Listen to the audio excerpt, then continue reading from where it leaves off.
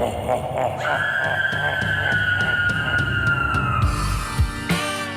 and gentlemen, from the Inland Blue Studio, this is the Nerdlife Crisis podcast with your hosts, Steve Hale, blah, Christelle, blah, and Ron Milts, double blah.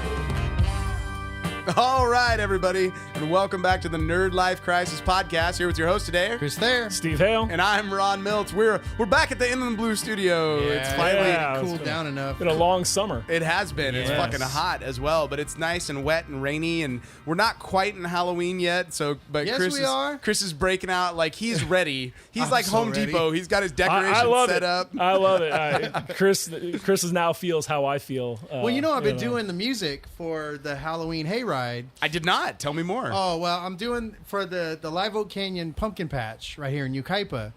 They're bringing in like a full-blown Halloween haunted hayride. And I got a call like, hey, we need music for this thing. And I'm like, hell yeah, I want to do that. They were like, we heard your music. It sounds like nails on a chalkboard, Right, which we think want is a that. nice... It scares the crap out of people. Yeah, so that'd be great if you could... I feel like one of those like douchebag guys in the 80s, like the industrial guys going around like banging on stuff to see what sounds what. Okay. I've been doing that, like hitting everything in here and going to get metal pieces outside. This is baseball bat on a dumpster. Seriously. I love it. But you know what? love it. It's working and it's a lot of fun. So All right. I like it. That's And you good. know what? I mean, they're not our sponsor. They should be, but I've gone out there the last couple years, and it's really pretty cool, man. We take the boys out there, Nice. and it's got a huge pumpkin patch. I mean, don't go to Vaughn's, man. Go to that place, No, dude. They have not at some all. rad pumpkins there, man. Right, So- and they're like pumpkins of size. It's yeah, not like weird, cool shapes. Right. And it's really rad stuff, man. not these homogenous pumpkins that you get from fucking Ralph's and what have Yeah. you. So well, they got new owners and they're like doing it big. And they've got like food out there and all kinds bands. of vendors. And I is know, that how 'cause you I'm- started off? Did you play out Yes. there or something? I play out there like every weekend. Oh, this no year. shit.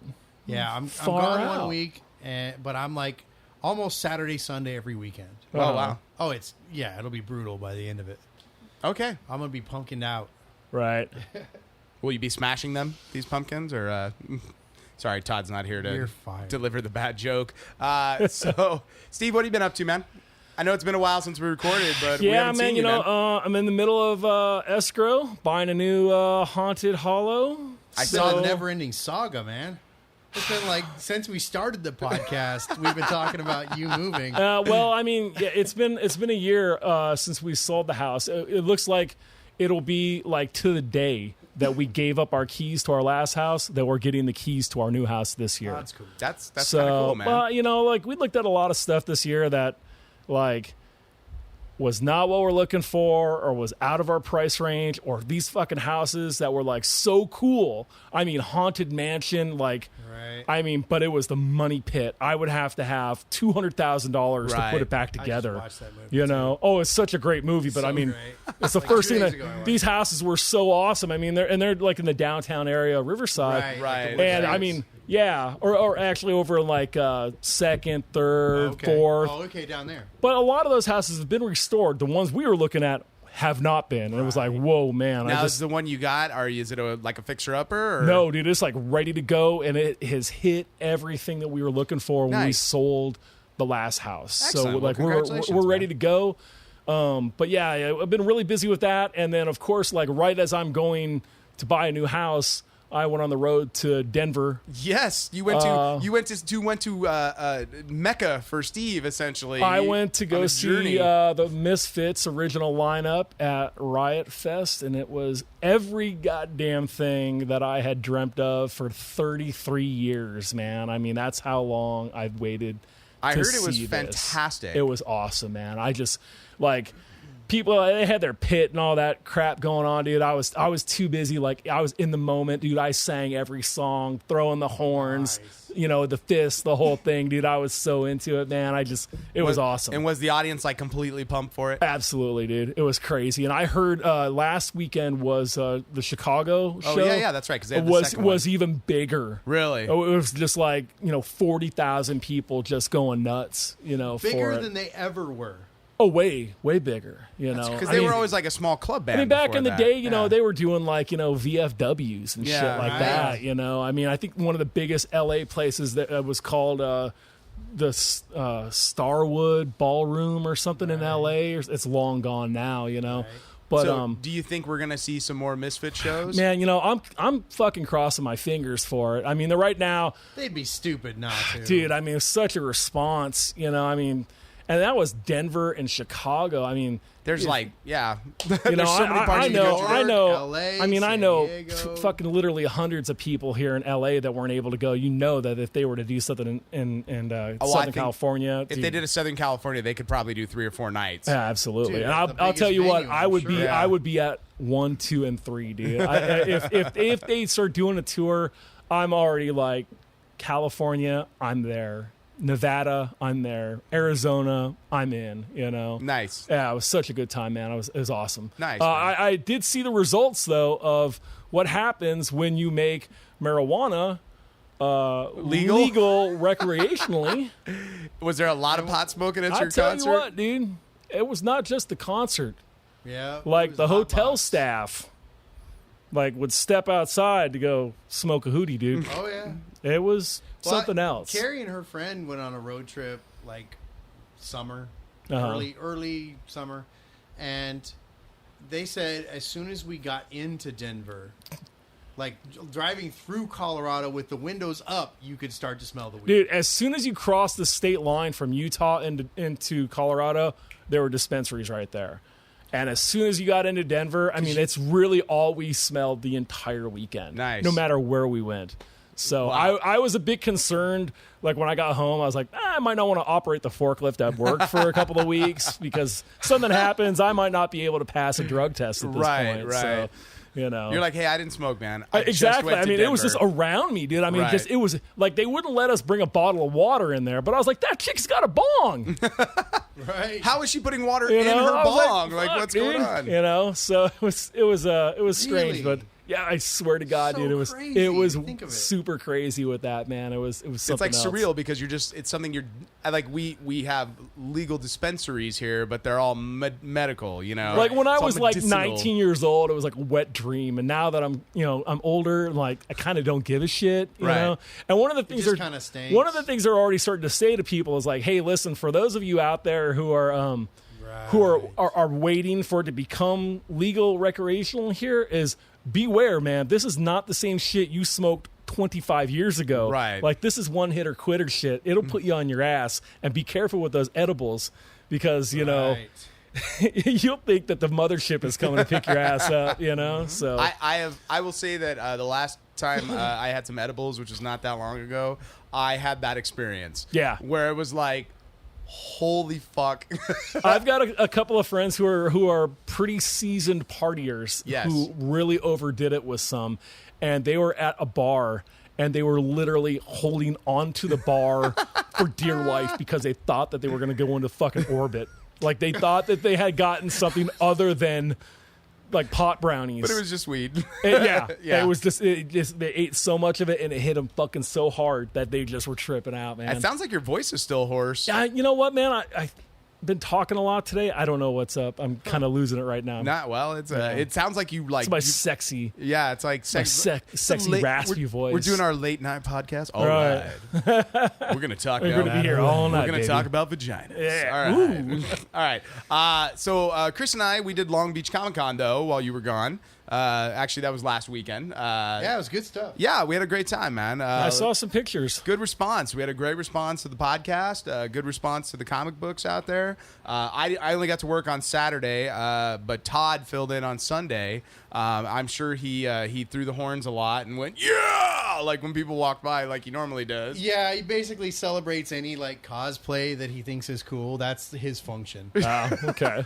he runs to get the lunch. He's entertainment. Is really what he is. at the Morale. table. He's like the mighty mighty Boss Tones guy, but like Right. He's the confidence man, right? Is that what they would call him? He's there like dancing. He's the while- hype man. Yeah, the hype he's, man. He's There you go, hyping the hype it man. for sure. So, and I love working a con with Todd, Steve, because Todd will literally be sitting there and have said nothing for 22 minutes, and all of a sudden he'll go, "Oh my god, I love your outfit!" Like Yeah, as just loud out of the blue. as loud as possible. Darian was talking about.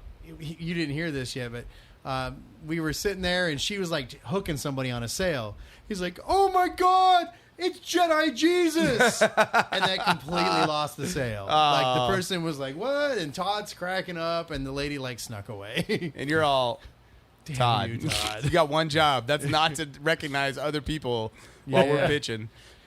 Speaking of pitching, I heard that Darian had a bit of a misstep. Holy shit, that was the funniest thing ever. So you brilliantly came up with this joke where, we're talking about Grace, and it's part of our like scripted pitch where it's like she kills the unredeemables of society, the murderers, the rapists, the writers from Arrow. Yes, everybody that needs to go to hell. Yeah. So she does this joke, and of course the woman goes, that's not funny. I have friends who work for Arrow and write on that show. And then at that point, it was like, Todd and I are dying because now, it looks like she came up with this thing and she tried to get herself out of it and it wasn't happening. Oh, I would have been like, you know what? That's awesome. Oh, yeah. You're going to be my microphone to them to let them know how much they suck Right? and that they need to try harder. Right. Okay? Tell them this is coming from the public. John Q. Public here is saying that your writing sucks, man. It does. And we had another girl. She did it again. We had another girl who said, I actually like that show. And then she like walked away. Like people actually got bent. And then, of course, Danny was gun shy for the rest of like an hour. Right. And she was like, okay, don't get mad. Or the writers from Arrow. And it's like, what?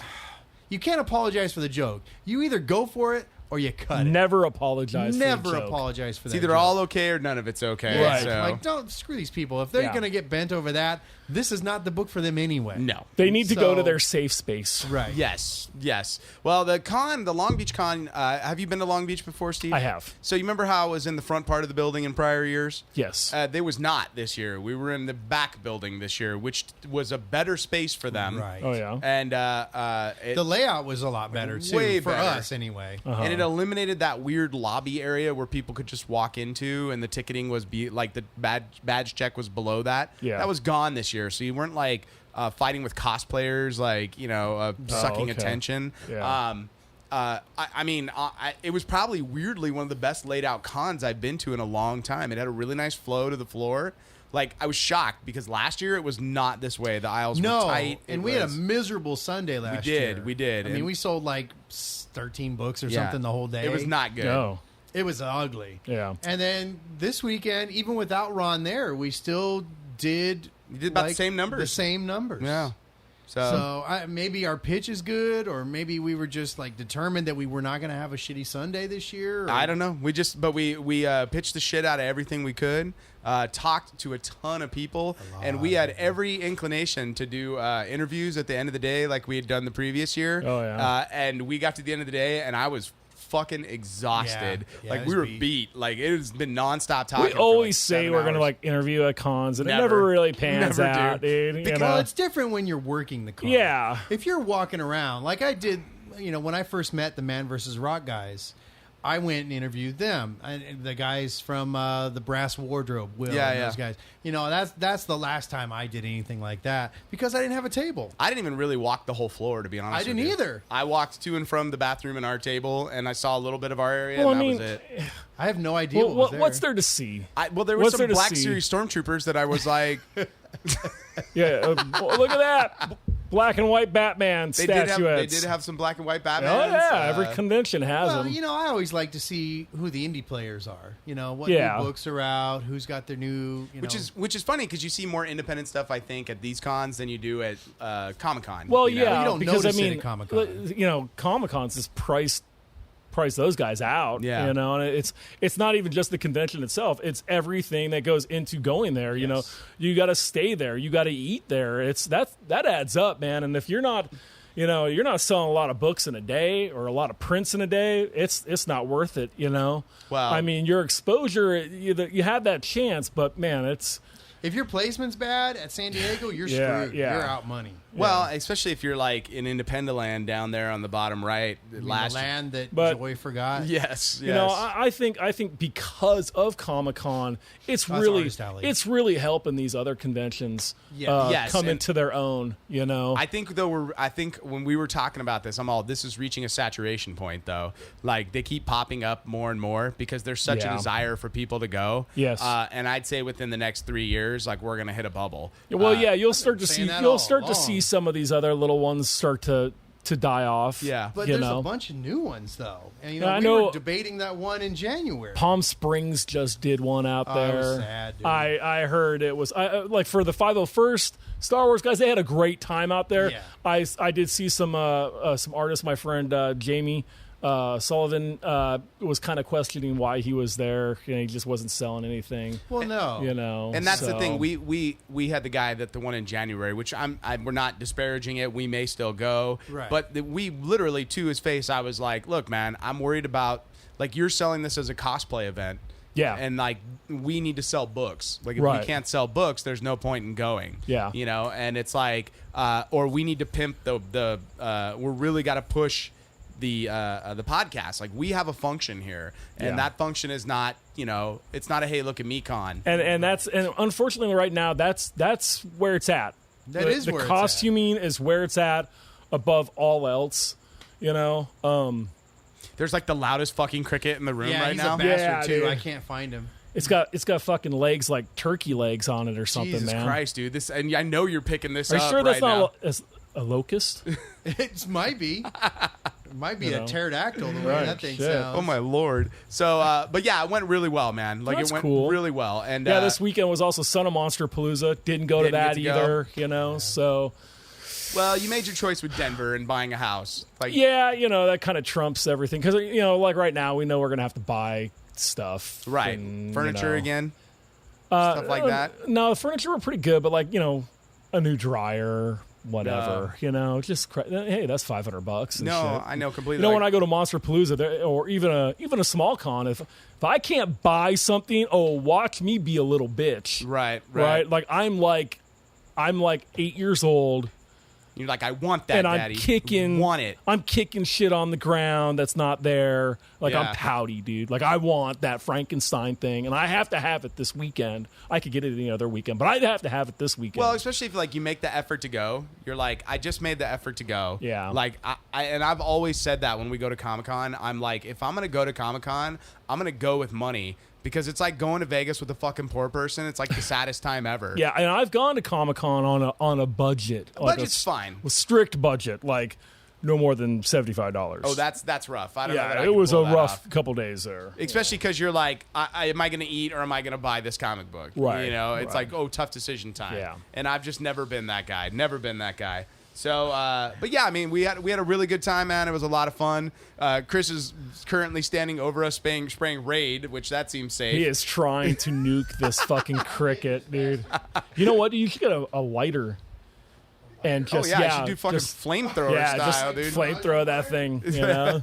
What is that? What's that fucking movie where the guy does that with the thing and he's like, it wasn't Mad Max where he's got it. He's all like doing the flamethrower with the hairspray light. I don't know. It's a fucking eight-legged freaks. Something like that. some craziness. So, well, we got a lot to talk about. I mean, it's not a super busy time of the year. We've come out of summer. We got to see a bunch of crappy movies at summertime this year. Yeah. Although I did get to rewatch a few of them on my flight recently, to and from Houston last weekend. I was out there doing work, and I got to tell you, man, Captain America: Civil War fucking way holds up. Like that movie. Watching it right now. It really not right now, but the last week I've been trying to get through it. It's like between that and Star Trek Beyond. I did see that. What did you think, man? I liked it. I liked it a lot. Okay. I mean, I wasn't like writing home about it, but it was good. I'm with Steve though. I still like. I walked out of that. I'm like, that's the best movie I've seen all summer. So I mean, what else is there though? But that's the problem. Like one of the movies I went back and rewatched, and I know we've talked about this already, but I just want to talk about X-Men Apocalypse again real quick, only because they released some like footage because it's like the DVD Blu-ray's coming out, right. And so they were like, oh, here's this scene that we cut of like the young X kids going to the mall, and I'm like, this should have been in the fucking movie, like that. Yeah, but where would you put it? It doesn't matter. Tonally, that's what the movie should have like felt like. It should have been fun and interesting. Like X-Men First Class was like really fun. Yeah. I love First Class. I thought that was a really good movie. It's a really fun like 60s romp, even though you've got like these big moments. And Apocalypse, it's like dour and like it's like I don't know, rewatching it, I'm like, this movie does not hold up. And it's so funny because literally in that mall scene, they're walking out of the fucking Return of the Jedi, and Jean Grey literally goes, well, everybody knows the third one's the worst. And I'm like, yeah, I'm fucking sitting here watching it right now. Right. Like, how funny is that, you know? Now, did they put it in the movie? That's in the movie proper, yeah. Okay, so they put it back Not in. the Like I mall said, scene, like, just you that know, moment.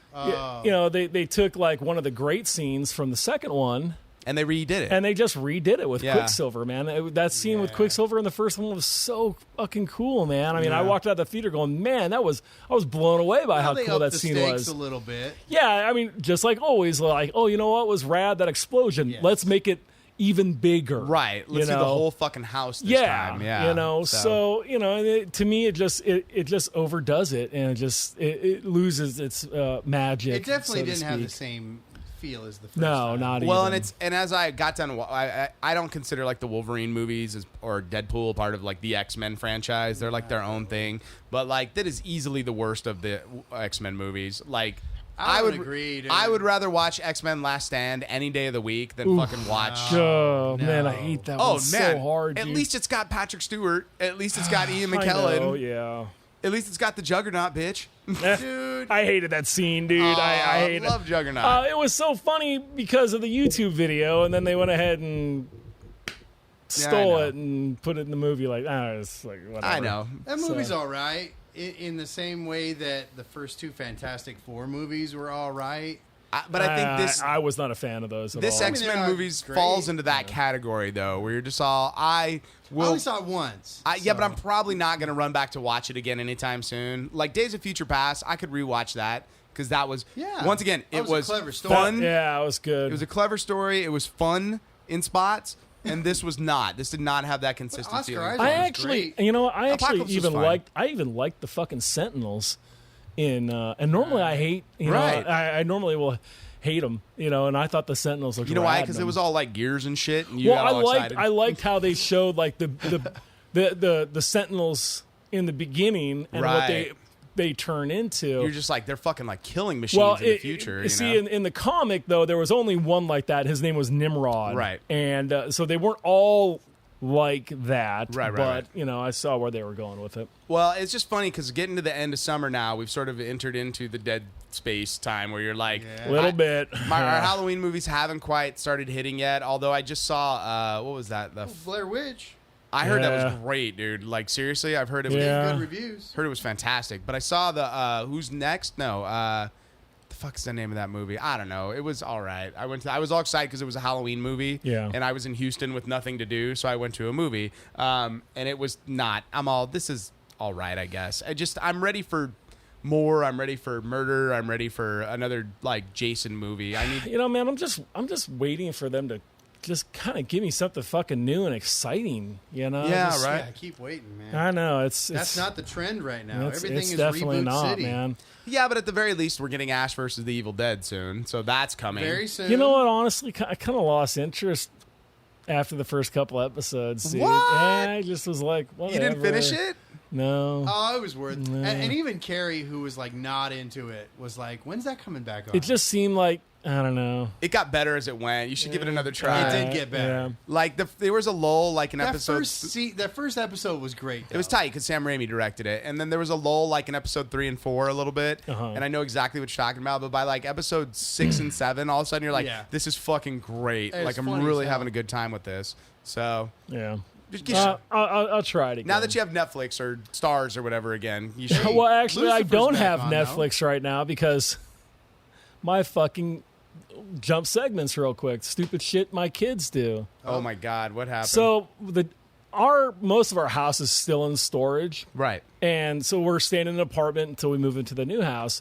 So I didn't grab the Blu-ray player, man. I just grabbed the PlayStation, and been watching Netflix and shit through that. Well, we make this fort, me and the boys, one Saturday morning. We're sitting there watching cartoons and shit, and I'm kind of like half in, half out, you know. And I look over, man, and what do you got in your mouth, Victor? Oh, it's the cord to my fucking PlayStation that you're fucking chewing on the end. Like the power cord, or No, the fucking cord that the remote would plug into. So Oh, now no. I can't plug my fucking remote into the cord can't to you just charge use the controller? Or the remote's dead now. oh no! As soon as I noticed this, like I looked on the screen and it even said, "Please charge your remote. Your battery is about to die." And I was like, "That's awesome, Vic. You just killed the cord, man. No more Netflix, dude." maybe Vic was charging up like Tron Oh, style. I was like, he was, and dude, he had the biggest grin on his face, like, what? This is fucking not. It's not okay, you know. And I'm just like too lazy to go down to Best Buy right now and get another fucking cord because I'm also like, that's like $30 I really don't want to spend right now. Right. It's $30 I didn't have to spend because until you ate the cord. It's all right. Ronald Andrew broke the needle off my record player. Oh. Because he saw me clean the dust off it one time, and then I come around the corner, and he was cleaning the dust off of it. Uh-oh. And by cleaning the dust, he's all, Daddy. And then his new thing is when he breaks shit, I go, hey, you fucking broke that. Like, what are you doing? And he goes, oh, we could just buy another one. No. Like, literally, we'll go to the store. And I had to explain to him, like, no, we can't. So we Right. went upstairs to his piggy bank and cleaned that motherfucker out. And there was Oh. like $4 something and change in there. Uh-huh. And he was like, but that's my money. And I'm all, no, you owe Daddy a needle for the record player. And you owe me $6. So you better do some chores or some such around here. So I'm all about that, dude. Yeah. No, Phoebe, not too long ago, we were at Target. She saw some Five Nights at Freddy pen that she had to have, and I said, I'm not buying that. That friggin' pen is $5.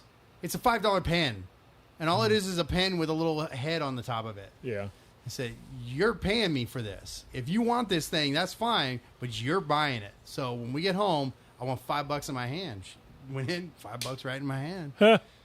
laid it out. Nicely Shit. done. Nicely done. Well, it's been a busy time since we went on break, and we do gotta talk about Gene Wilder's passing. Like, I think that's Gene Wilder. I think is an important part of all of our. Such a bummer, man. Yeah. But I mean, hey, He lived a long life. it's a and good he had, run, like, you know. I Alzheimer's or mean, something? yeah, I think a he's little really bit. been out of the spotlight for about He 20 retired years. after his yeah. wife died. He got Yeah. Alzheimer's, I think. Yeah, that's what he And- passed away from. Yeah. And luckily, he didn't forget who everybody was. So Yeah. that's kind of like a super blessing, you know. That But I mean, some of the movies. I mean, dude, you know, Blazing Saddles, Blazing Saddles, Stir Classic. Crazy. With Well, I was Richard gonna Pryor. ask.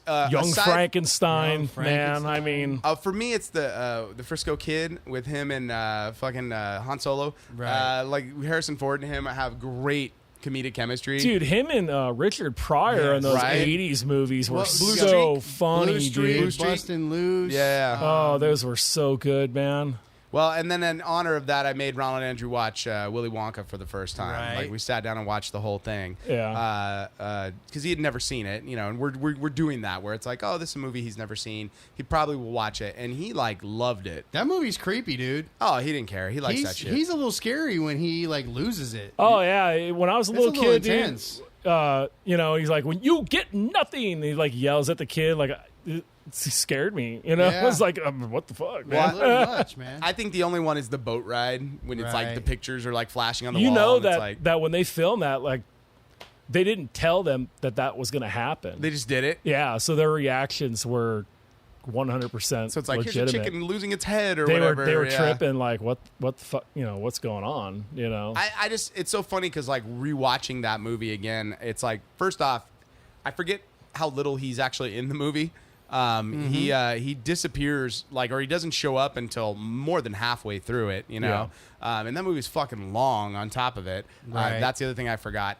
But only because I've like been a part of the stage production of that so many times because you know, but they edit out so many of the fun little cutaways, you know, where it's like the woman whose husband's been kidnapped and they're like, we need to meet. She's like, whatever, I'll give the ransom, whatever. And they go, they want your case of Wonka bars, and she goes, how long do I have to decide? You know, it's like that moment of those little moments like that keep showing up. Yeah. And then once you get inside the factory, like it's weird because like the remake of it, the Tim Burton remake of it, it felt like I was watching like a Michael Jackson biopic, you know? Right. Where it was like, he's like, hi kids, like welcome to my chocolate factory.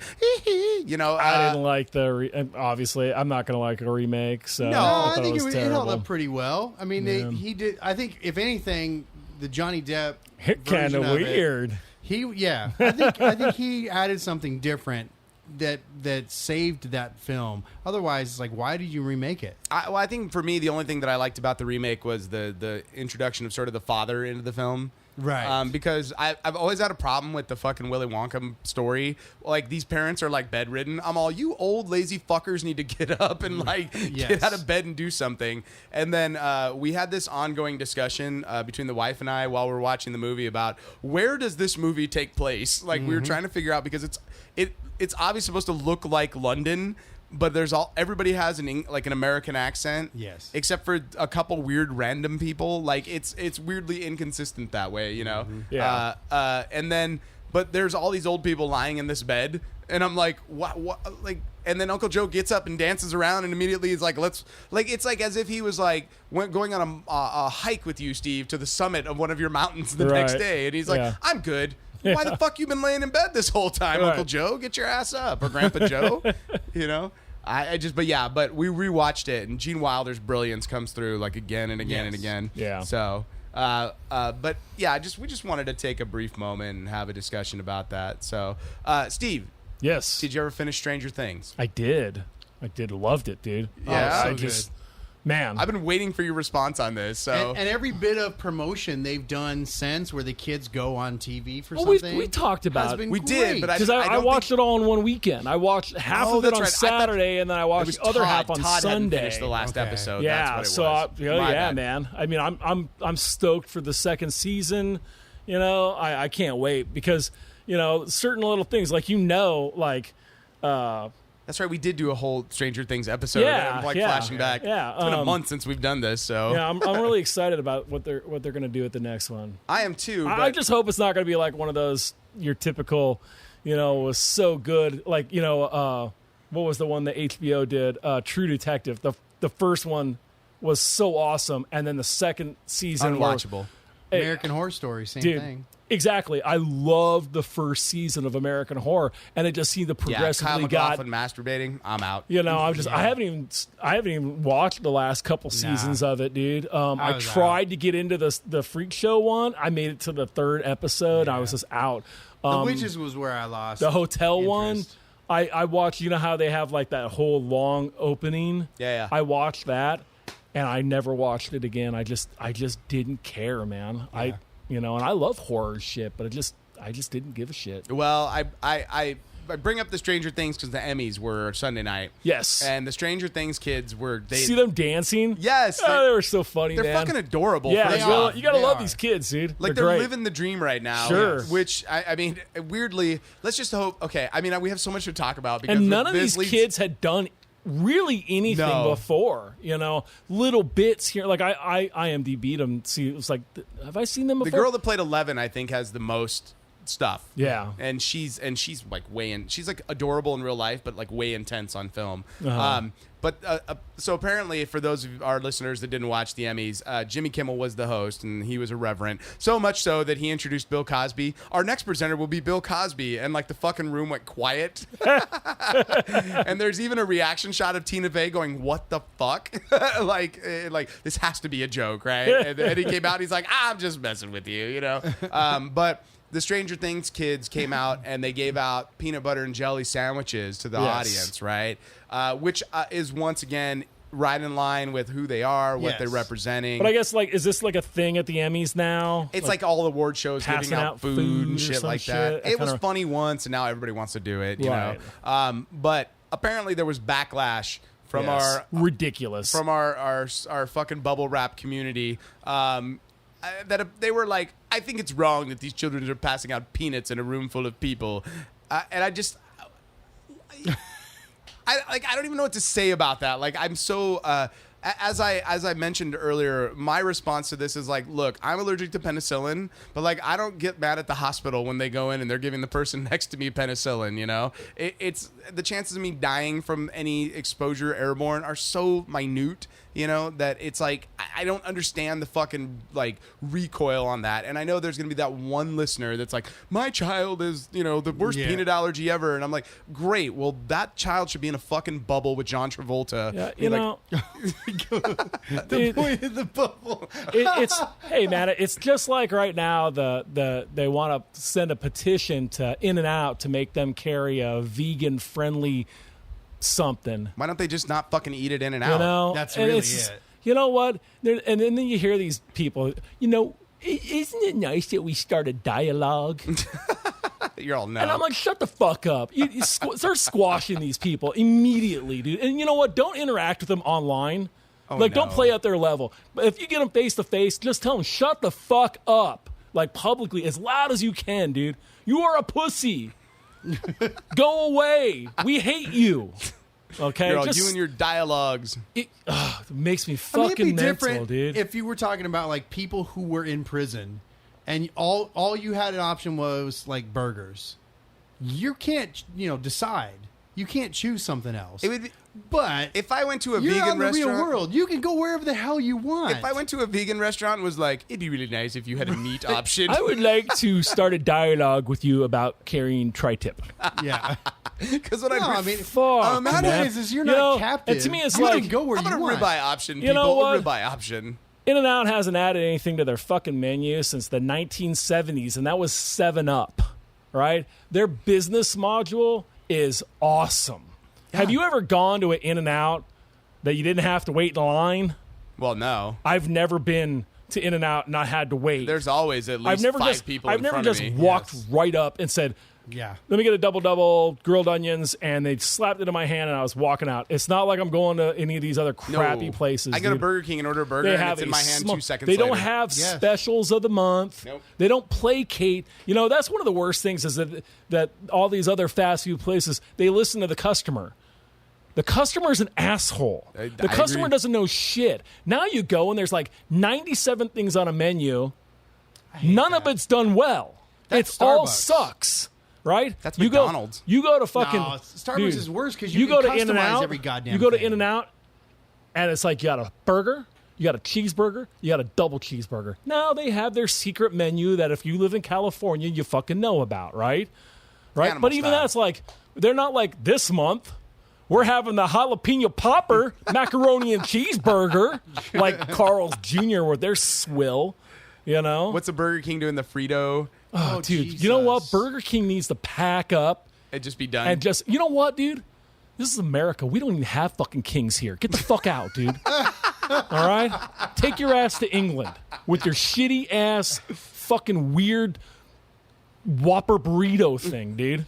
I went there. Your Halloween black when burger. When I do gigs, I'll eat there because the chicken sandwich is bland. I don't burp. Okay? Singer problems. And I get the bag, and I'm like, there's a fucking burrito in here.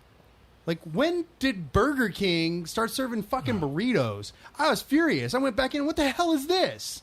That's our new... That's our Whopperito. I said, bullshit, it's a chicken sandwich. Put it in my hand. Give me the right thing. Like, I don't want this nonsense. What the hell is wrong with you with a burrito? Fucking disgusting, Jesus. But I'm So, with you. yeah, I'm with it's you. I like- would rather go to a place where it's like that's to me why In-N-Out's, like, anybody that's like, oh, well, my burger place in our state's better. I'm like, no. Like, No. In-N-Out's the best fucking burger you're going to have. Absolutely. And it doesn't matter what you used think. to be. Well, okay, if you're... The if you're burger's a little Listen, thin, if dude. you're talking about your like...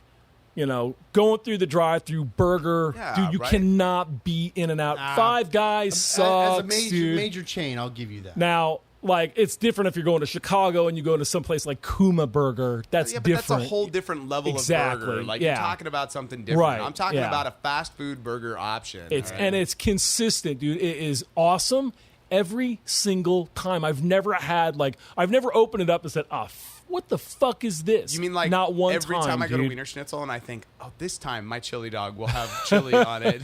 This time they will not just have rubbed snot with meat particles Yeah, on my dude, you gotta my stay dog. away from that place, man. That's dirty. You get mud butt, man.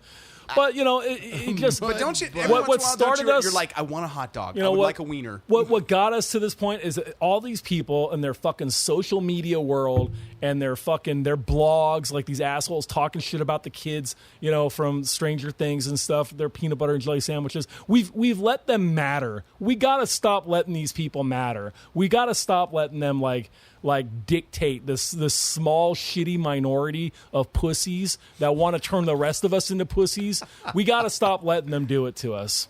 That's what I'm saying. That's here. what Steve's preaching. All right, fucking A. As soon as Chris put that up, I knew exactly what he was fucking gonna I knew exactly what he was talking about, dude. I was like, oh, yep. I hate these fucking people, man. Well, what's it fucking matter? Nobody got hurt. It's like if it came on the backside and you're like 27 people died from peanut exposure. These people are in the bathroom snorting coke off of strippers' asses, and they're worried about some peanut butter? Come on, man. Give me a fucking break.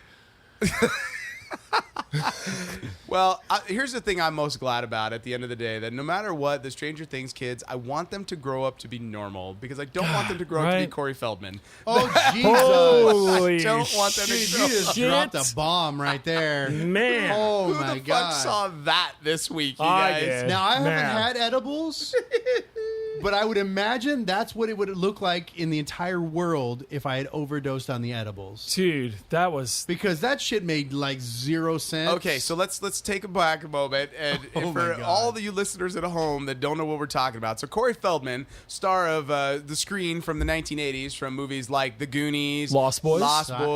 Stand By Me. Stand by. No, he wasn't in Stand by Me. Yeah, he was, wasn't he? Corey Feldman. Yeah, he was the kid with the fucked up ear. Remember his dad put Was an that iron Corey on Feldman? his ear? I don't think so. Yeah, I think so. I'm pretty sure he was in Stand By Me. I've only seen it once. Yeah, it was- I was gonna say Corey Stand and Feldman. Deliver. Was he in Stand? No, By- he didn't. He didn't He's study He's calculus. a 9 times 9 essay. But anyway, First one here. But he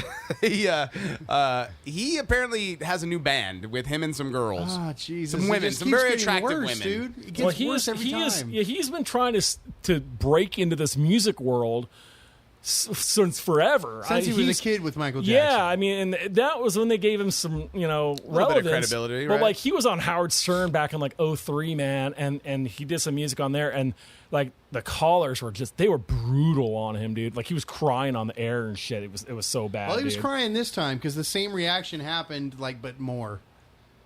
The song was not good. No, the song was terrible, but I could have at least dealt with that. It was the performance, and dare I say dancing? Because I don't know if it was dancing. It was like a drunk mimic of Michael Jackson. It's like if I was out on down in L.A. at the Man's Chinese or Grauman's or whatever the fuck Yeah. it's called now, and Yes, Corey Feldman was in Stand By Me. he was in Stand By Yeah. Me. Okay, I'm gonna have to watch that again. But it's like if the Michael Jackson impersonator jumped up and started singing and doing the dancing on crack and with the shits. Well, and the other thing too is like, okay, I'm 42, so he's got to be about 42 to 45. Like he's younger than us. No way, dude. No way. Guys, he was. I mean, when Goonies came out, Man, you didn't even know he was in Stand By Me. Okay, I think he's younger than us. I think he might be. Oh, he was born in 1971. Oh, then he's fucking old. 45. So, How much? yeah. That means he was 15 when they did Goonies. I guess 14, so. 13, somewhere in that I range. guess God so. damn. But I mean, like here he is. He's trying to stay relevant in this like 18 to 25-year-old like music scene, and you look fucking ridiculous, dude. Yes. Like people our age don't listen to that shit. Well, I do, but that's fine. You would listen to I would not listen to that because it was bad. like you listen to fucking Selena Gomez. No, I don't listen to Selena Gomez. That's what he's like like. pop music. But that's the kind of market he's trying to get into. All right, I see you what know, you're saying, yeah, yeah. he's trying to like this All I whole kind know- of hip hop thing. Yeah, you know, it was and his album cover. It's like, motherfucker, you were like somebody, and that's the album cover you came up with. That's like clip art. What's like- the album cover? Oh, dude, it's terrible. Well, they I'll describe look at it. it. You've got a clip art banner across the top that's like gold with swooping little edges. That it's like a ribbon banner across the top. Okay. Oh my god! I'll say this: awful. Shia LaBeouf, you better fucking take notes because this is where you're gonna go. I feel like Shia LaBeouf though is like not. He's everything he does is like anti-mainstream. Right. Like if you think about all like his fucking art installation piece of him watching his own films, you know, in reverse order, like the newest one. Yeah, it's so anti-establishment, so edgy that it's not. Though. Right. You know what I'm saying? Not at all. And just like what it's going to get to his head, it already has, and it's going to go down this. And finally he'll cut all the ties because they're sick of his weird shit, Yeah. and he'll be like Corey Feldman here. That I can and see. he'll just be this burnout has been. You know, I mean, Corey here hasn't really done anything of real Substance in a long time. Since the late 80s, man. Well, I know the he was- 90s, he started doing like really crappy stuff. Lost Boys sequels and shit. That was 2000s when that happened. Oh, was that? You know, yeah. So I've got the album cover here. If I could just describe it to you. So you got the gold ribbon across the top that says "Angelic to the Core." That's the name of the record. I got nice. And he's got two strippers in white lingerie with fuzzy halos Yeah. pulling him out of a hole in the ground that is supposed to represent hell.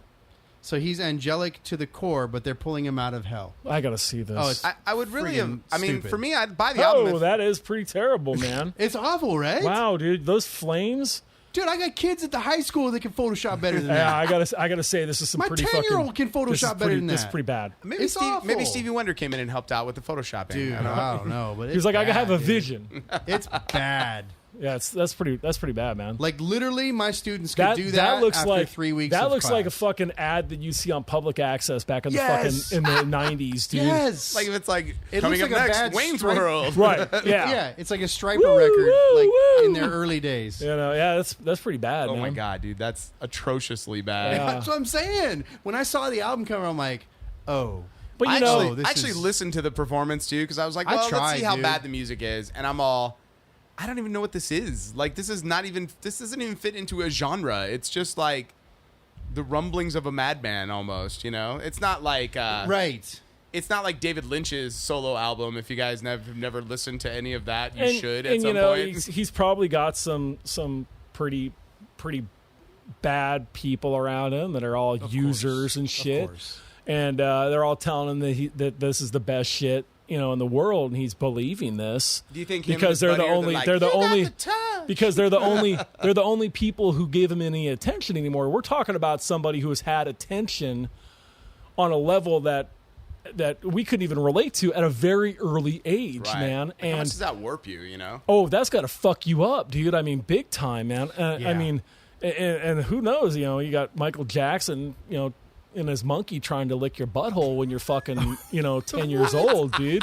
What You the- know, Do you think that happened? That was actually Yeah, well, come on, man. He Was spent he- a lot of time at that fucking Corey, ranch, is dude. it black or white, Corey? That's You what we want to know, know. I mean, you know, so yeah, he's pretty fucked up. I think he's real fucked up, and now he's probably just surrounded by people who are just using him and telling him, "Oh yeah, that's so great." And they're the only, like I said, they're the only people around him who aren't telling him this anymore, Right, Because right. everybody else is long gone. You know, Michael's not calling anymore. He could be. You know, so You never know. You could be channeling him. So, all right. Well, let's get off of Corey Feldman. yeah, bye, Corey. Yeah, it's the first time and only time we'll probably talk about Corey Feldman's current career on this podcast. I think we'll be talking about his death in the future. I, If we were starting a Deadpool, He'd he'd be top. on my fucking list. oh, man. really? I don't think he'd be the top I of think my Deadpool. Oh, dude. I think right He's on a now. downward spiral. I think right now he's sitting there with the fucking handful of Xanax in the bathtub, thinking Yeah. Whitney Houston. Really? You So- think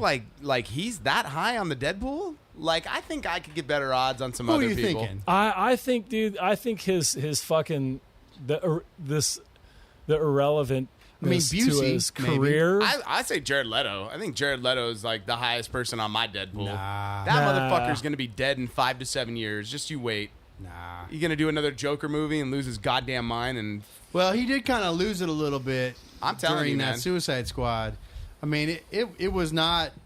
What was the Batman Returns with Heath Ledger? Which one was no, that? he was no Batman. The Batman Dark Knight. Dark Knight. Dark Knight. She's just talking Dark about the Dark Knight. Knight. Right. I can't remember the names. of Well, them. Leto. If I had a Deadpool, I'd take Leto up against Corey Feldman.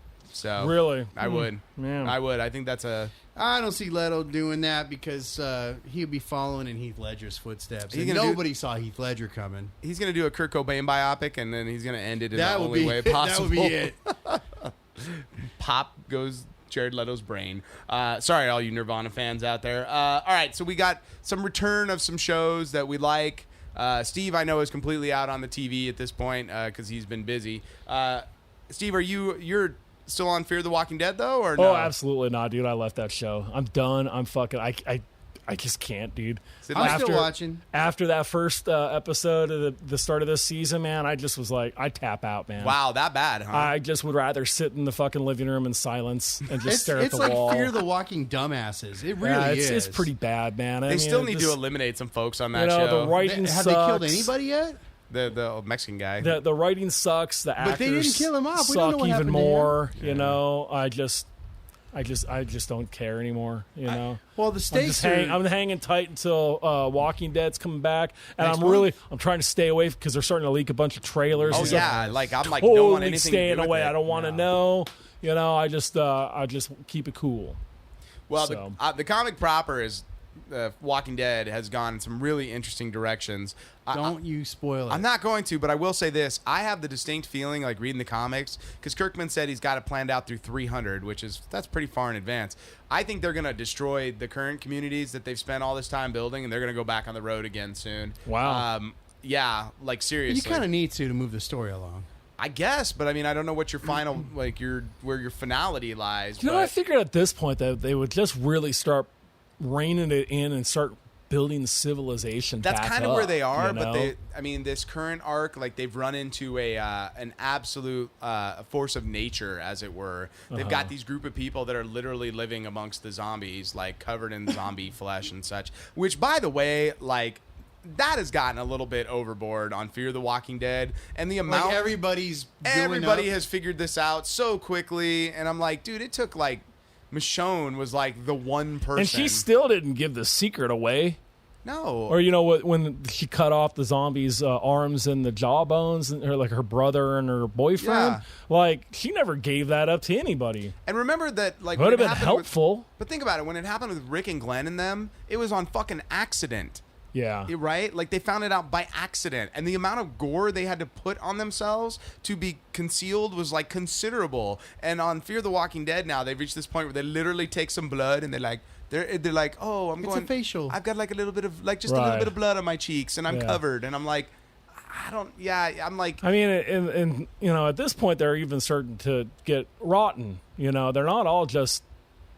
Yeah. The human body starts kind of mushing up pretty quick. We're a couple weeks in, and you're still covering yourself in shit. Yeah, and let me tell you, dude, like, I've just, with animals, like, that smell is so overwhelming. You know, like, I couldn't imagine, like, trying to do this on a regular basis, you know? And they do. And sometimes they just hang out with the blood on. For like hours, and I'm all, dude, there'd be so much vomiting in this world at this point. Right. Like, none of you would have anything left. Right. Yeah. I just, like... Well, and their plans are, like, half-baked and stupid. Like, 2 episodes ago, they decide they're going to clear the hotel. Sure, great. So they lead the zombies into one room, and then she goes out on the balcony and goes to the next room, and they lock them in there, right? Well, motherfucker, they don't put the rope beforehand ahead of time. Right. So they're trying to throw it over last minute. It's like... Does nobody think ahead in this group? I think the hotel is the only, like... one of the things about this show that I think they missed the ball on was they're really just sort of redoing The Walking Dead, but poorly, right? Yes. Yeah. So... why not, once again, the opportunities at hand here. What I'd really like to see is, why not, instead of showing me a group of people that are not surviving well, show me a fucking group of people that get their shit together nice and early, you know? Right. Like, that would have been a more interesting storyline than what I'm getting. Now, the hotel group, they're like bunked up in this hotel, and they seem to have their shit together a little bit, you know? But we're in Mexico, which I still don't know why. Like, why we decided to leave California. It's Fear the Walking Latinos. It's, once again, the Home Depot workers, when they strike. had to fucking add the diversity role into it. You know that as well as I do. Once again, we live in California. It's the fucking most diverse place in the United States. Enough. Apparently not, man. They're like, well, we do have lots of Latino actors here. Let's add them in. Yeah. But maybe it's just more Wild West. I don't, like... Because there's no fucking desert in California? I don't know. There's no desert in California? That's what I'm trying to figure out. Like, why they went to Mexico, I get you. All right, you know? It's like... there's I sort of understand. They had a community that was set up. That, you know, it's kind of like the group going to I don't know, DC. man. I think just like their boat, man, they just didn't really have any fucking direction at first, and they're just kind of... And then just... Like, they're trying to save it now, but it's like too little too late. Yeah. But also, it starts to make you wonder about The Walking Dead as its own story. Like... it's this perfect nugget of it all sort of just came together, you know? It's like this one story that we can really only tell effectively one time. And the more we start trying to tell the story, the more you see the cracks in the fucking story itself. The more you're like, well, why is this group able to fucking, like, everybody in this end of the world seems to know to cover themselves in blood, and all of a sudden, you know, and it's like, well, they've got to deal with water shortages. It's like, well, live next to fucking water. Right. Like, don't, like, feel the need to, like, go to the Home Depot or the fucking supermarket to collect water. Like things that, like, once again, the common sense factor here. Yeah, it's one of the things that always bugs me about these shows we've talked about in the beginning. It's just like, you know, I don't think you have to be some sort of hardcore survivalist to have just a little bit of common sense. Like, hey, maybe I should go somewhere where there's a fucking bit of water. Like, water and food are like the two things that you need the most, right? And shelter, like, that isn't going to be easily broken down. But it's like I've always talked about too. It's like, you know, learning to defend yourself in this world already. It's like, you know, hey, long stick. Exactly. Or, you know, you start to kind of armor up a little bit. I'm not talking about like medieval fucking armor, but, no, but I mean, you remember the guy wrap with the fucking, you know, was it Duct newspapers or the duct tape on his arms? It's like, that makes sense. You know, I mean, this is the type of stuff that in the world that this is the kind of world you live in now, and you need to adapt to this. First off, there's so much duct tape in the world. Like, everybody could be wearing duct tape armor within 3 weeks, right? Yeah, you know. But it's like, and I start to think about the original Walking Dead show.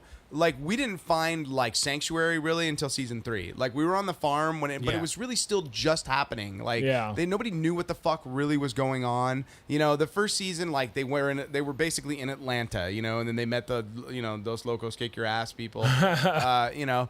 But it was like the world was still falling apart, and it seems like this show, like, the world fell apart really quickly in California. By the way, I still maintain that they were like they had an idea and I think they just rushed it, man. And they could have spent 2-3 seasons watching the world fall. Yeah. And you would have been perfectly content. I'd have been totally okay with it. And I would have been fine with less zombies in a show if you showed me more like civil strife. Like, show me people, like, before the zombies really fucking take control, like, show me communities really fighting with each other. That was the best part of that show.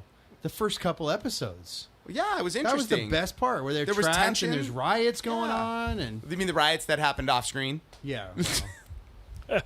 I'm pretty sure there was a riot going on. I remember, inside like, this you know, roller door. a great scene was when they're driving by the hospital. You know, right? And they're just pouring out of the hospital. You know, better yet, it's like, why aren't we there? Like, why are we driving by this? Yeah. Like, writers, take me to that moment. I want to see that. Like, that was a great moment in there. You know, what happened in there in the emergency rooms and stuff like that. You know, instead of and it's like the riot. It felt like more like a Lakers championship victory as opposed to like the fall of L.A. You know, right? I'm like, I've seen this before, like, many times. I'm not impressed by your riot, you know? Like, God forbid the Dodgers win the World Series, you know? You know, they had a lot of missed opportunities, and it's just, they're not going to be able to bring me back. Like I said, I'd be surprised if it even lasts. Like, I don't know that it's going to get through this season. I think they might dump it and start something else. Oh, maybe. So, I mean, there's enough people still watching it that they've got the Talking Dead still. Yeah. Yeah, but once again, really all of us are just waiting, like, waiting for Walking Dead to come back. Yeah. Like, we know that Walking Dead's going to be great for at least the next 2 seasons. I think we've got 3 seasons left on Walking Dead, and then we're done. You think? Yeah. You're not going to get to the Whisperers? I think it'll run its course by then. Yeah, I think that'll be season 10. Maybe. I mean, this ain't the Big Bang Theory. They can't just keep writing, like, Sheldon jokes all day long. Yeah, but we're just now getting to Negan. You got a whole new, like, crew that they're going up against in the books. Yeah, but I think All Out War is a good spot to stop. Like, what's coming after this, I don't know that that's going to play on TV. So I think they're just going to get to a point where they just start actually really rebuilding civilization. I mean, that, and by this time they've had their kumbaya. They've gotten rid of the baddies. They've got all the goodies left, and they've learned to deal with the dead. And they're just going to start rebuilding civilization, man. And then it'll turn into, like, Land of the Dead. Yeah, like, I rewatched that movie. That's not a bad movie, actually. It has its moments. It's has better. Its moments of goodness. It has its moments of terribleness. It's way better than Day of the Dead. So, with Bub.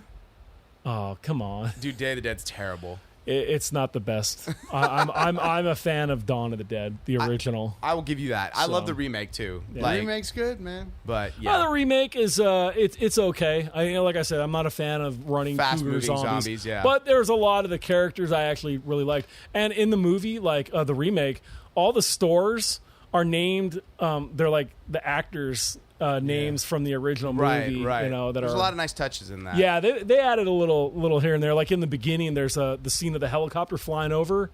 That's the helicopter from the original Dawn of the Dead. They spliced that out of the movie and put it in right out and put it in there. I did not know that. Yeah, interesting. I watched it with the commentary, Zack Snyder and stuff. I might have to do that. It's pretty interesting. It's pretty good. Back when we were like, man, that's Zack Snyder. He's going to make some great movies. And then you're like, he'll make a great fucking Batman Superman movie. Hey, you know what, man? I still like Watchmen, dude. I'm a fan of that movie, man. I liked it. Of Batman Superman? No. The Watchmen. Zack Snyder did that movie. I love Watchmen, dude. I'm like one of the few. Like, that movie's Watchmen great. gets a little slow. It's not toward the end. It's not that kind of movie. No, I understand that completely. But once you get to the point where Homeboy takes her up onto Mars, that shit gets a little slow. But that's the book. But see, I like how it just it solidifies his disconnection from being a human anymore. It's deconstruction, man. They're while, deconstructing the heroes, dude. Yeah, and that's what I love, and I love it actually with all the additional footage put back into it. Right, I love like the it extended edition's even better. Like I'm really on extended editions now. I think there's a lot of stories that I'm like, because look, every movie that I really like, I've gotten an extended edition of that's already a good movie or a movie that's like all right. The extended edition always seems to make it better. Like if you went out and they released all the shit, like think about all the cut stuff in Force Awakens. Think about all of it, all the cut stuff, and it was all back in the movie. I think I might like that movie even more. Even Lord of the Rings. Was it The Hobbits? Return of the King. Oh, dude. One of my favorite characters in all the movies, man, and had such a small part, and was the Mouth of Sauron, dude. Yeah, in Return of the King, so right? cool, dude. I loved him, man. A buddy of mine's got him tattooed on his forearm, and I love it. The fucking Two Towers makes it when you're watching it, you're like, parts of this don't make sense in the theatrical cut. Yeah. And then you watch the extended, and you're like, oh, of course, there's all that storyline. But when you make a fucking movie that's 9 hours long, right, you got to cut a few things here and there. But I like it when they go ahead and add it back in, and when I'm at home, I could just, I could take, 17 hours to watch. Well, we were going to talk a little bit about that, but let's talk about your favorite extended edition of something. Because for me, it's like there are so many really good extended editions. I will throw out one first, and I will say Blade Runner. The theatrical cut of Blade Runner is actually not very good for me. I do not like the voiceovers that they put in with Decker. And if you watch, there's 17 cuts of that movie that exist. Yeah, I mean, every time I turn around, they're coming out with a new edition with the found 10 seconds of additional footage. Right. You're just like, oh, you're going to make me fucking buy it again. Right. You fuckers. But there's an ultimate cut of that as well that you're like, when you watch it, you're like, this is so good. Yeah. This is the movie Ridley Scott wanted to make. That's for me, that's a great version. Another one is Avatar, that's already a very long movie, has a 22-minute longer cut. Really? I didn't know that much time. Yes, 22 minutes more. For me, the movie at 22 minutes longer, it's like Batman Superman. I'm like, I like this movie better. Oh, it flows better. Every moment makes a little more sense, it still dances with wolves with blue people. Yeah. But at the end of the day, the movie's really good, Mm-hmm. Chris, how about for you? Anything that really stands out? No extended editions for you? I watched the Batman Superman, and I definitely think it benefited from the extra footage, but most of the time I don't even bother with the extended cuts. Oh, really? I've never watched the Lord of the Rings extended cuts. I'll let you borrow them. And I know they're great. I love them, dude. I'm sure they're awesome, but that's 4 hours, man. Yeah. Who's got that time? No, you do it in chunks, dude. You're not going to sit down all at once. There's some Sundays where I got some time. Yeah. Yeah, but that's not me. Sometimes I just got to say 4 hours, I'm in here or I'm on the Sometimes I got to say, man, I'm going to lay here right here. I'm not doing anything. Everybody can fuck off. Yeah. All right? I'm not going to Target. Bed Bath & Beyond. No Bed Bath & Beyond. Got a busy day ahead of me. Yeah. I don't give a shit if you're all going to fucking Olive Garden. The breadsticks are delicious. but I'm not going. I'm staying here and I'm going to watch 4 hours of Lord of the Rings. I can't think of a single film where I like. You said Aliens. Oh yeah, I say, that was good. and I say Alien, the first one where it shows where he's taking right, the because crew. there's some extra stuff that's added back in. Yeah, on that. man, Yeah. it's showing like he's cocooning them, into the walls and stuff. Yeah. And But they cut that out of the original. It That's was not in hardcore, man. Yeah. I mean, what's his name, dude? They poured fucking real maggots all over him, dude. Make me it was vomit, dude. gnarly, dude. What's his name? With the beard, Chris Christopherson. Yeah, dude. Like he's in the wall, and he's covered with maggots and shit. It's pretty gnarly. Yeah, I always like Aliens. There's a little more sense of desolation in the extended cut. Yeah. Because they add in they add in turrets, which is kind of like, we think like Team Fortress 2 has these, turrets, engineered turrets, unmanned. I love that part of the Asshole, games. fuck, shit. Yeah, well. Ting, ting, ting, ting, ting, ting. Right. But like. Oh, you meant like gunner turrets. Yeah. I thought you meant Tourette's. Not Tourette's, you fucking, your bad joke.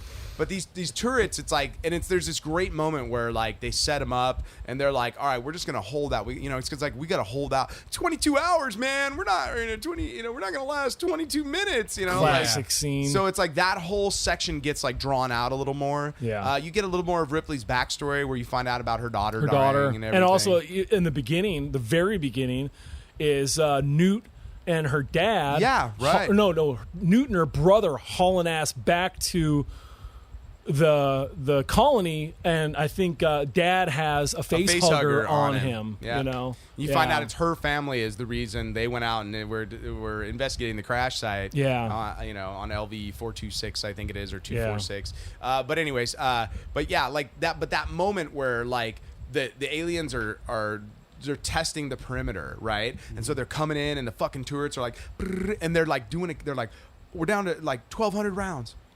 Get 900 rounds. It's like, and you see aliens fucking blown up and shit. And they get to the point when they're like, it stops, and then there's like 5 rounds left in one of the weapons, and the aliens had already given up on the other side, Yeah. And you're like, if they'd have just gone that much longer, like they'd been fucked. It's like given that sense of like desperation, and like to me that makes that movie that much better. So.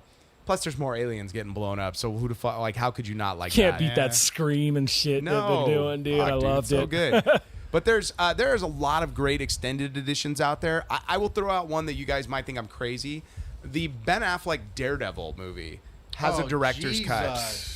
No, the director's cut of that is actually It's more like, give me 5 more paper cuts. No, right. I don't have enough paper cuts. Right in between my Let's get him in the fingers. webbing. It is actually Just 5 tonally more. more in line with the TV show. It's darker.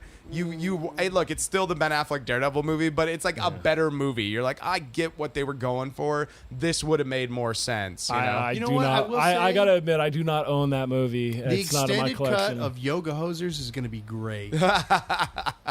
Steve, Has did you anybody go see? seen Did you go that? see Yoga Hosers? Absolutely not, dude. I tried, but it was only like at the local. You had to go down to Corona, and it was only showing at 9:45 at night. And I was like, "Fuck, I'm out of town this weekend. I'll try next weekend." And when I got home the next weekend, it was gone. Yeah. So You really tried to go see it. I was huh? going. I love Kevin just- Smith movies, dude. I don't love Kevin Smith that much. I dig his movies, but this movie looks like the biggest turd, and he's even said it's the worst movie ever made. No, look, I don't care what other people think at the end of the day. He said it. I don't care. I want to go see it. And I if you haven't figured this out at this point, I am this way with everything. Like, I don't fucking care what you think about it. I'm going to go and make my own fucking judgment I on feel it. you. Absolutely. And it's like, I don't, if you didn't like the trailer, that's fine. I don't have a problem with that. There's a lot of movies that I've watched the trailer for and I thought it looked terrible and I still went and saw the movie and I was like, oh, well, that fucking trailer was really bad. Like, but the movie was great. Yeah. I don't know, dude. There are some sci-fi originals Like I just that watched. look better You know, than this thing. I watched the trailer a couple of times, and you know, like I said, man, I don't find myself laughing. I don't find myself like even remotely interested. The one character, okay, one part when the guy with the fucking beret on is like, what did he say? Something like, "Are you guys on the the marijuanas or something like that. Like that was kind of funny to me, but other than that, I just like the rest of it's you're just like this. Maybe this one's not for me. Yeah, you know. But think about how many good trailers you've sat through where you're like, I gotta see that. Oh yeah. And then you fucking get there and you're like, this is bullshit. Like Suicide Squad. I mean, listen. Yeah. When, you know, am I gonna go try to find it in the theater? No, I'm just not. If someday it'll fall in your lap. Yeah, if it's gonna be on cable or something like that, VOD or Netflix, I'll throw it on. Look, I didn't like Tusk. I'll be the first one to say I didn't like Tusk. Yeah, I still actually haven't seen Tusk. I just heard so much bad about it. I you just should was try like, it maybe like after weird. fucking Red State, man, I just was like, I was really let down with Red State. I man. really liked Red State. See, I just until the very end, I think Kevin Smith is one of those filmmakers who's a lot like M. Night Shyamalan, where it's like when you go through their filmmakers catalog, not every movie's great. Hey, you know and what, not man? every movie's for a lot you. of people fucking like. There's only parts of Chasing Amy that I like, and that's in the beginning. After that, man, when it turns into a love story, fuck, it drags. I don't care, dude. I just don't give a shit, you know? Bad. See, I for me, it's like I love Mallrats. I love Mallrats. Clerks is still fun. I can watch Still Clerks. love Clerks. But I think Clerks 2 is fucking way better than I the first love Clerks too. I love Dogma. I love You know? Dogma. Dogma's great. Dogma is a great Now, fucking movie. I can sit and watch Jay and Silent Bob because it's really funny to me. Totally funny. Right. It's so campy. I Yeah. love it, dude. I love that one. But I'm one of those people where it's like Jersey Girl. I fucking love Jersey Girl. Yeah. I think that movie's fantastic. Sat that one out. But No, that was his best film, I think. I think, but to me, it's sweet. There's something about it that's just fun. Now, I know he didn't write Cop Out, and so I don't like diss Kevin Smith for directing a film that did not have a great script. Who was in that? Bruce Willis and Which he said Tracy was Morgan. he said it was soul crushing working with Bruce Willis. Right. He had so looked forward to it, and he said it was the worst experience he's ever had as a director. But Tracy Morgan's funny in spots. I in that like movie. Tracy Morgan, and I loved what's his name? Crap, dude, the guy from American Pie. Jason Biggs? No. No. Stifler. Stifler. Yeah, that's all we all know. Sean him as. William Scott. There you that go. guy doesn't get work enough anymore. Like No, there was a thing online about like why that is. I haven't read the stupid article yet. But it just looks like clickbait to me. I just jumped past it. But so. he was funny in the movie, I thought. But that's a guy. That's a guy that I was like, what the fuck happened to Sean William Scott, man? That guy. Well, it's because every movie is just kind of like he's still Stifler. He's Stifler in every movie. Did you ever see the one where it was him and he had like it was him and like Paul Rudd? And they were like Role models? Yeah, fucking love that movie. Oh yeah, dude, that was a funny movie, man. Dude, that movie, I saw that in theaters. I haven't laughed that hard in fucking forever, dude. They go to the LARP thing at the battle at the So end great, and dude. shit. So great. So good. But yeah, I mean, going back to extended editions of stuff, there are movies out there that were improved by the extended edition, and you realize like I'll never see like Josh Trank's actual version of Fantastic Four, like what he really had in mind, because they didn't shoot it all, but like they just slashed the budget on the damn thing to like $60 million, and so what you're left with is a big pile of shit because there's all these like action sequences that are left out, and it's like I wonder about certain movies where I'm like that could have been a great movie, but it did not turn out great, Like Ishtar. Ishtar's not a bad movie. Like I know. No, I've seen it. I thought it was funny. It's fun. But it had a lot of hype behind it. That's my joke. Well, and it was like the most expensive fucking movie ever made at that point. And when you're like in a world where Star Wars had already come out, like you're like, this is the most expensive movie ever made. Like really? All right. They just need an extended version of that. That's you know what I I'm want an looking for. extended version of? I would like to see an extended cut of Mad Max, Fury Road. Ooh, yeah, that'd be good. I would like to see what got left behind. Yeah. Because unless there was absolutely nothing left behind, like they shot every single moment they wanted. Yeah, like they're like, no, we paced the shit perfectly. Like we're done. Yeah. But I mean, there had to be something that was cut, Right. But it's like all these Marvel movies. There's always cut scenes, Right. So I'm interested by that. So I've seen some like if you look on the DVD or the Blu-ray of Star Wars. Revenge of the Sith, there was a bunch of storyboard stuff that didn't make it in. Yeah, totally didn't make it in. There was some stuff early in the movie, like they killed Shakti early in the movie that got cut. Yeah. Grievous runs her through with a lightsaber. I mean, there's some interesting stuff in there, The whole fight scene between Mace Windu and the Emperor got cut way down. Big time. Yeah. For timing's sake. because Anakin was supposed to be there, and like they were talking to him more. Right. He didn't come in at the end of the fight. He Like was he did in the movie, he was yeah. in the he was there from like the beginning, and they were trying to both sway him to their side or something. Oh yeah, man. So Episode 3, it's like easily the third best Star Wars movie, easily. So all right, just lob that one at you there. I'm not even going to respond. I think, and there was also more of the order. Nonsense. There was more of the Order 66. Which you could have done a whole movie about Order Fuck 66. yeah, dude. And I would have been fine. Oh, it was the best scenes of the movie. You know what? Until You get rid the of- fight you get scene rid on of Dance Mustafar. of the Clones, and you do the Order 66 Dance instead. of the Clones? Yeah, may as well. It was fucking stupid. What are you talking about? Attack of the Clones. Did you ever go back and watch? Have you watched any of the Clone Wars? I watched Cartoon a little animated? bit of Those are the so series. those are so good, man. You got to check them Yeah. out. You gotta check out And I'm Rebels, really too. excited. Rebels Season 2 season of 3. Rebels.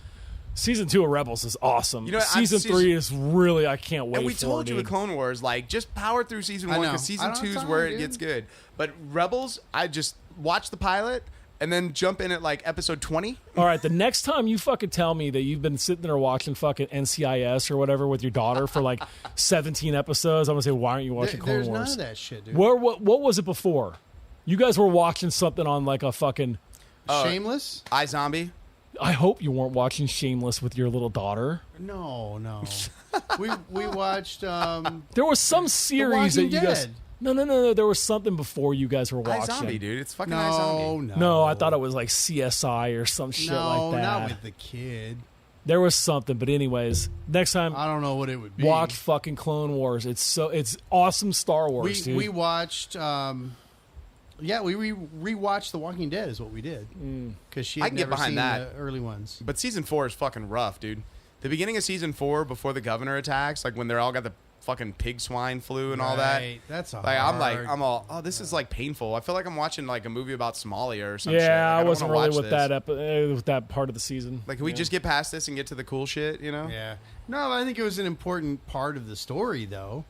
You know, that's the reality is the illness is still there. You still have people. I mean, yeah. I just I think felt it needed to happen. they just It stretched went out. on a They stretched long out the time. governor stuff. They tried to milk it for too much in season Right. 3 into season 4. So if it had just been one season, it'd have been perfect. Yes, you know? So, I agree. All right, let's get close to wrapping this up. This has been a not a longish episode, but we're at the end here. Has anybody got a rant or anything they want to talk about?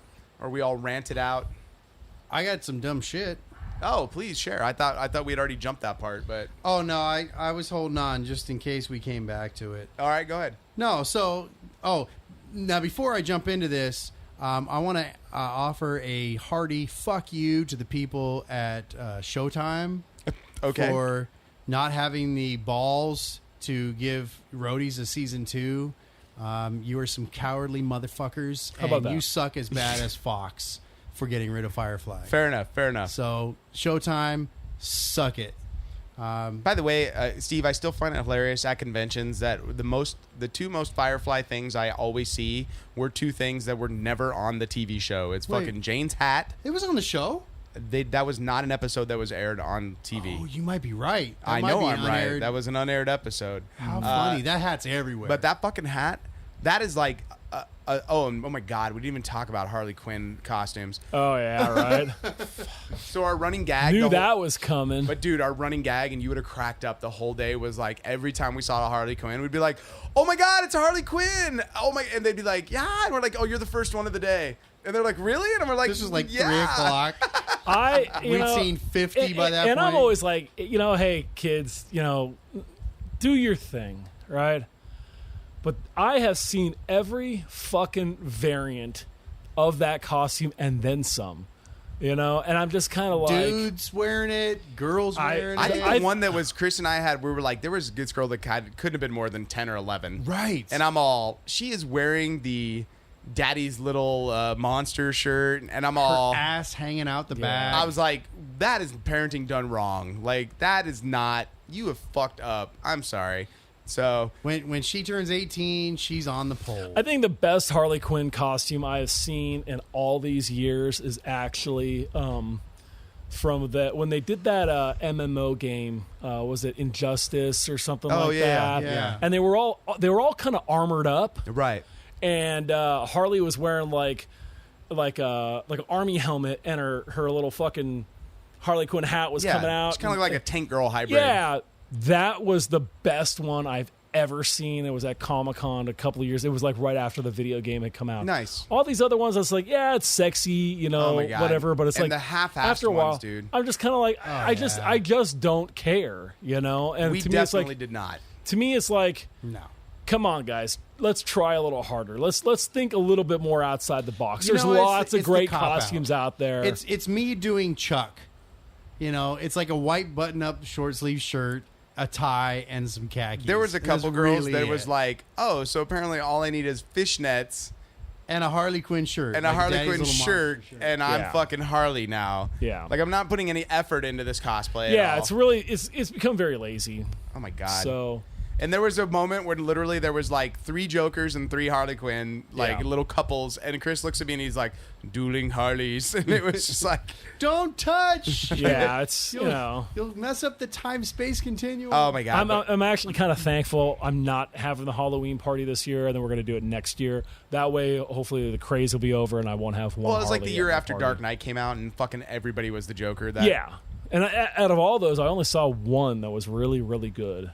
Really, a lot good. of Jokers this year. And a lot of SA Jokers. Like, I was like, like, Yeah, I saw a lot of Diablos at con Really? too. Yeah, actually see, I'm pretty. down with that Actually, one. did pretty good with their Sharpie tattoos. I'm all right with that. That gives bald Hispanic guys something to do. Like, that's their only cosplay, right? Like every time Will Smith does a superhero, all the black guys are like, "Fucking finally!" You know, I could do know what? something, dude.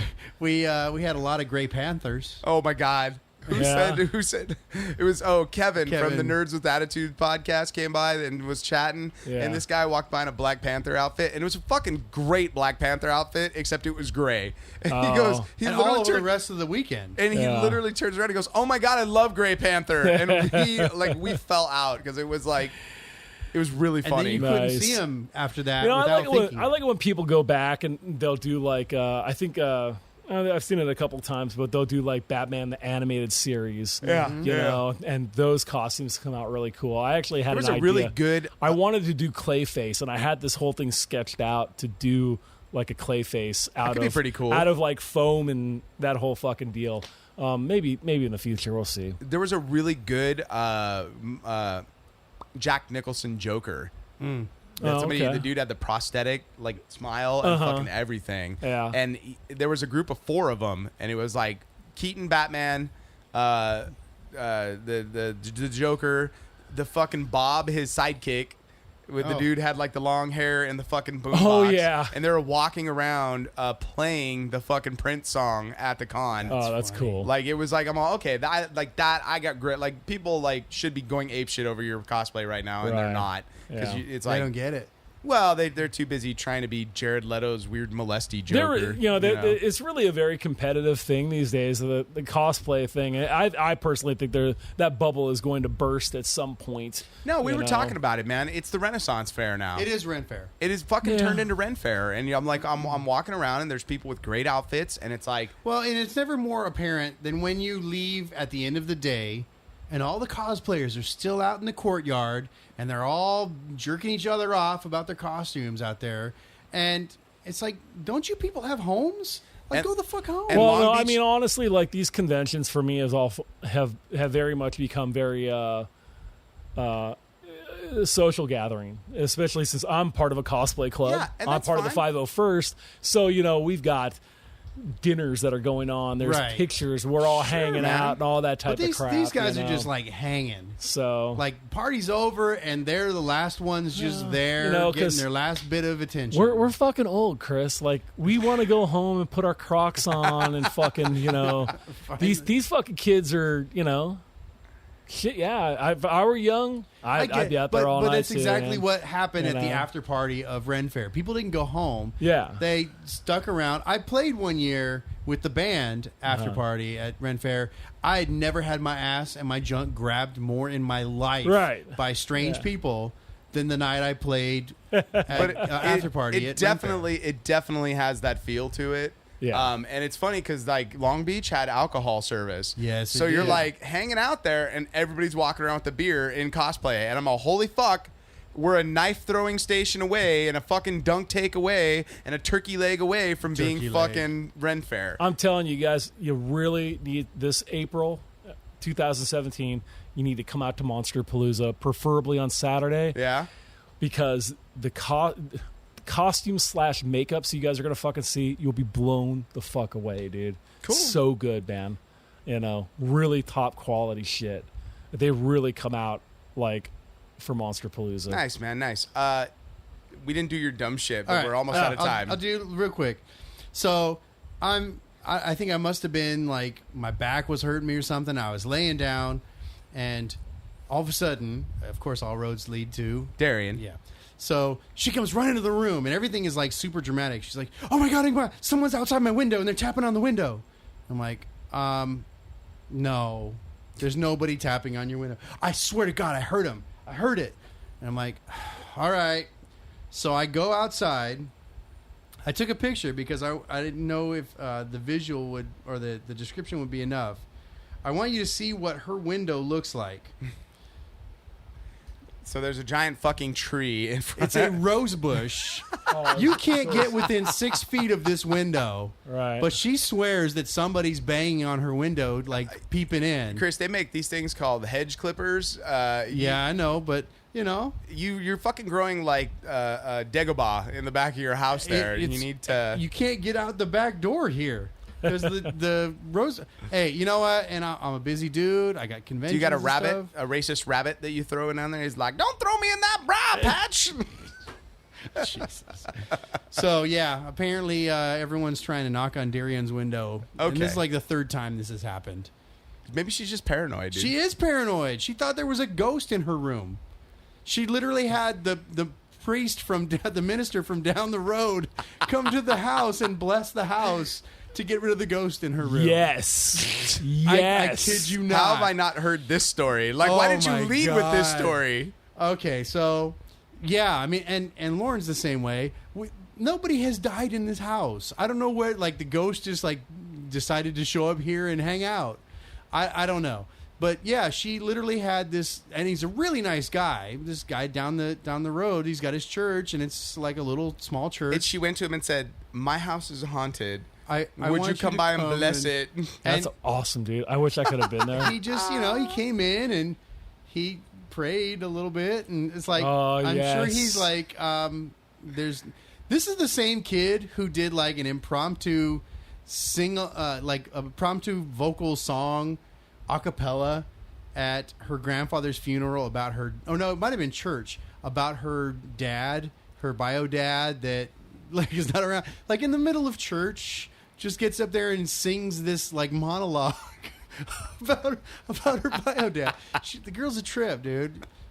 But she can sell some comic books. Holy That's all fuck, I know. She's fearless, right? dude. She like totally fearless. She like, you'd be walking by, Steve, and she goes, "Oh my God, I love your dreads. You know what you need? A good comic book." She was trying to get me to tell her fucking stories of my past before you got yeah. here. No, she I was was like, in here. I ain't telling you anything.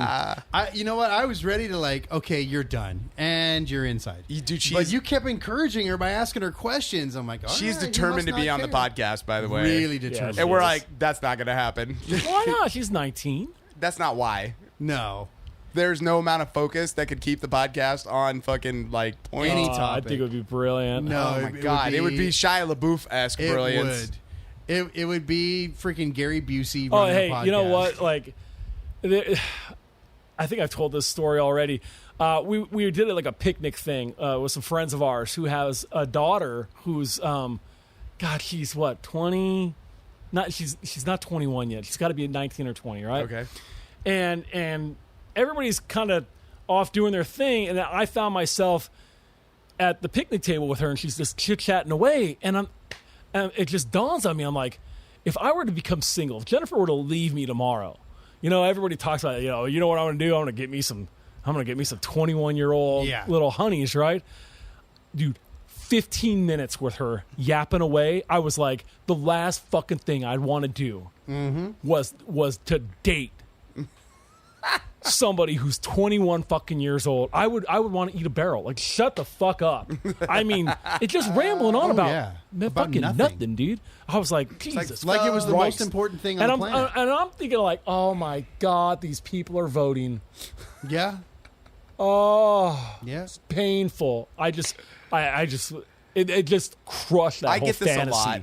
Just so you know, I get this a lot because I'm around Elena's high school kids. See, I'm got some young. Shut the Jesus Christ. We've got some young people in my department at work, and like I'm friendly with them, but for the most part, like I don't fucking talk to them. I'm like, you know what, man? I've been at this job like almost as long as you've been alive, so fuck off.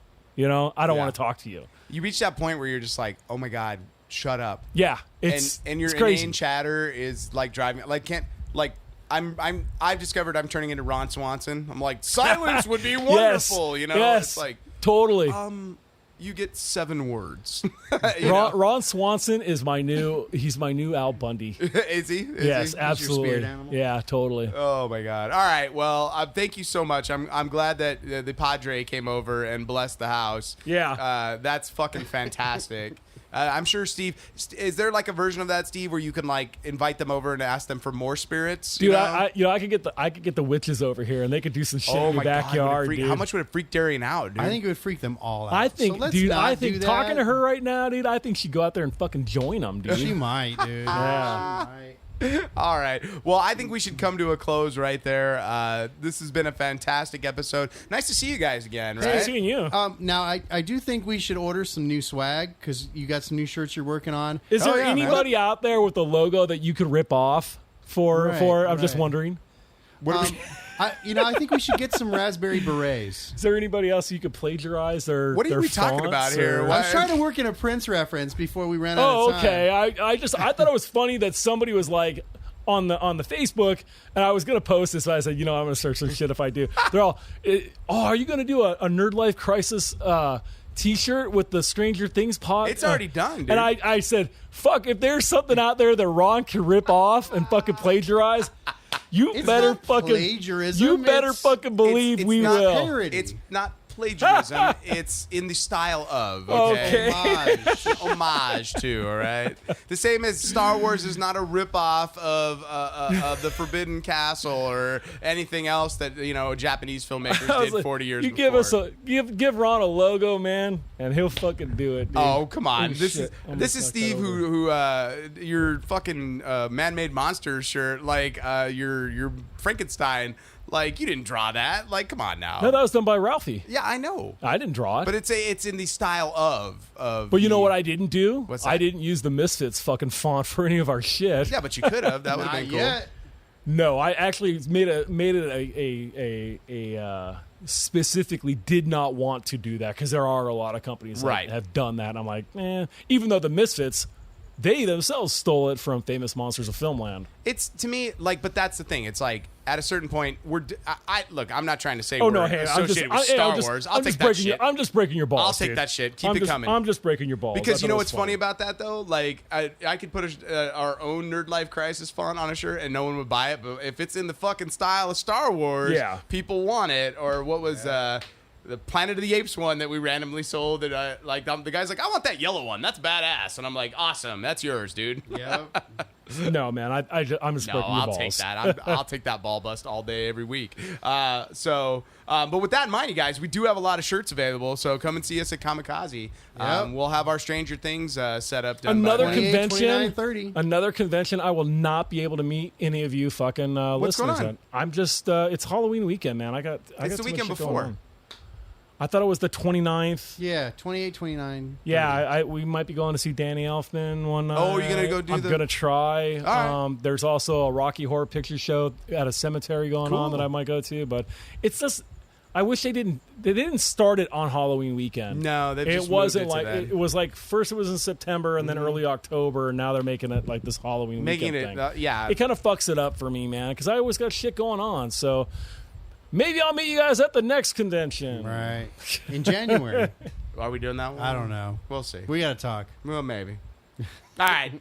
We're petering out here. We hope you guys have enjoyed the show. Yep. We've had a wonderful time. We just haven't been in the room together in a month just because it's been busy, you know. And realistically, it's been dead. There hasn't been a whole lot to talk about, to be honest with you. It's been a little quiet. It has been quiet, but you know we've got a lot coming up, so we'll be more regular again as time goes on. But once again, you guys, I hope you enjoyed the show. You know, I'm Ron Milts, Extended Edition. Corey Feldman. I got nothing tonight, man. I'm Steve Hale. We hope you guys are having a Nerdlife Crisis.